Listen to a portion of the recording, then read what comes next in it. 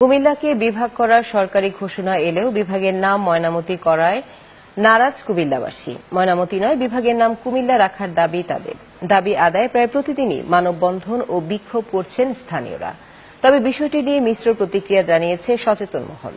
কুমিল্লার প্রতিনিধি তরিকুল ইসলাম শিবলির রিপোর্ট, জানাচ্ছেন আফরিদ হাসান। সম্প্রতি একনেকের বৈঠকের পর পরিকল্পনা মন্ত্রী আ.হ.ম মুস্তফা কামাল জানান, প্রস্তাবিত কুমিল্লা বিভাগের নাম ময়নামতি নামেই নামকরণের সিদ্ধান্ত নিয়েছেন প্রধানমন্ত্রী শেখ হাসিনা। বিভাগের নামকরণের বিষয়ে মন্ত্রীর এমন ঘোষণার পর থেকে ক্ষোভ জানাতে শুরু করেছেন কুমিল্লাবাসী।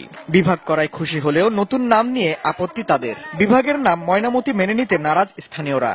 দাবি আদায়ে তাই প্রতিদিনই মানববন্ধন ও বিক্ষোভ কর্মসূচি পালন করছেন তারা। কুমিল্লা নামটিকে আমার বিভাগ থেকে বাদ দেওয়া হচ্ছে, বিভাগের নামকরণ থেকে, তখন আমি কুমিল্লার সাধারণ মানুষের সাথে সাথে ছাত্র জনতার পাশাপাশি আমি আজকে ক্ষুব্ধ। আমি এটার তীব্র প্রতিবাদ জানাই। ময়নামতির নামে বিভাগের নামকরণ বিষয়টি বাস্তবের সাথে মিল হচ্ছে না। আমরা এই বিষয়টি মেনে নিতে পারছি না। এদিকে স্থানীয় রাজনৈতিক দলের নেতারাও একই কথা জানালেন। তাদের মতে, বিভাগের নাম পরিবর্তন করে যদি ময়নামতি রাখা হয় তাহলে তা কুমিল্লার মানুষের আবেগ ও অস্তিত্বের উপর আঘাত আনবে।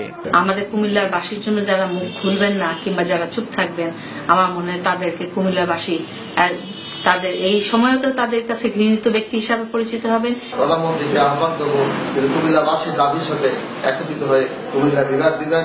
নামকরণের বিষয়ে মিশ্র প্রতিক্রিয়া জানিয়েছেন সুশীল সমাজের অনেকেই। আর স্থানীয় সাংসদ বললেন, নাম যাই হোক, কুমিল্লাকে বিভাগে রূপান্তরিত করাটাই মূল বিষয়। কুমিল্লা বিভাগের দাবি আমাদের জন্য খুব বড় দাবি না।